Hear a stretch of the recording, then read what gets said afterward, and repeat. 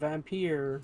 Vampire Survivors. So this game, like, so I was just gonna put in a frame of reference. I wanted a game that was like no complexity, just something that I It's could just like hop Game into. Pass. It's on Game Pass now. I think when I was wanting to play it, it wasn't on Game Pass yet, but I think the game was like $5 on Steam or something. It's not an expensive game. It looks like a Dynasty Warriors, but like 8-bit or Kind 16-bit of. I Dynasty mean, Warriors. it's a roguelike at its core. I mean, the whole point is that you have this timer at the top and you have to survive for 30 minutes. That's kind of how you beat a level. And it's a bullet hell, but it's like a reverse bullet hell. You're not dodging the bullets. You are the bullets as you go through. So you only have one control mechanism, and that's just movement. All you do in this entire game is just move. All the weapons and all the bullets and everything just fire automatically. But you see, like, as you're killing enemies on the screen, they drop those little gems. The more gems you get, the more upgrades you get, and you unlock different weapons. And the longer you survive, the more gems you get, the crazier your bullet hellness kind of becomes, until you're basically just this unstoppable killing machine. It's like super frantic, super fast paced. And I know the graphics look really simple, but honestly, that plays really well just because it keeps things pretty readable on the screen. Like, if the graphics were any more complex, I think you'd have a really hard time trying to figure out what the heck is going on, because it already gets kind of crazy after a while. Like, the entire screen gets full of enemies. There's laser beams flying all over the place. I mean, it's not really that much more to really explain, but it's really, really addictive. Just trying to, survive as long as you can, unlocking weapon combos, and like the weapons can evolve to do crazier kind of effects over time. But I don't know. I mean, I don't have a huge amount more to really say than that, except you should give it a shot. It is on Game Pass, so if you're curious about it, download it. It's, even if you're not on Game Pass, I said it's like $5 on Steam, so it's worth your time.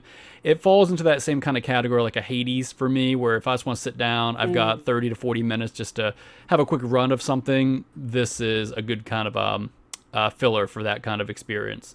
But yeah, that's pretty much it. I mean, it looks super cheesy and super simple, I know, but it is addictive. And there's actually some complexity to the combat. It doesn't seem like it because you're not actually performing the combat, but every time you pick up gems, you like level up essentially, and you choose which weapon upgrade you're going to go with. And the weapon upgrades start kind of having some symbiosis together. So like, if you choose certain upgrades, they pair with others and they evolve your weapons. There's some complexity if you take the time to figure it out. It looks very... I'm terrible with NES games, but there's an old NES game. It looks very much like... I'm never going to remember the name of it. I'm sorry, I cut you off. I was too busy thinking. I don't know if I was saying anything more than what I already finished saying. I mean, it does look like an old, 8-bit, 16-bit kind of game. Probably more 8-bit than anything else. I wouldn't say it really plays like any old NES game that I'm familiar with. Castlevania. I had a whip.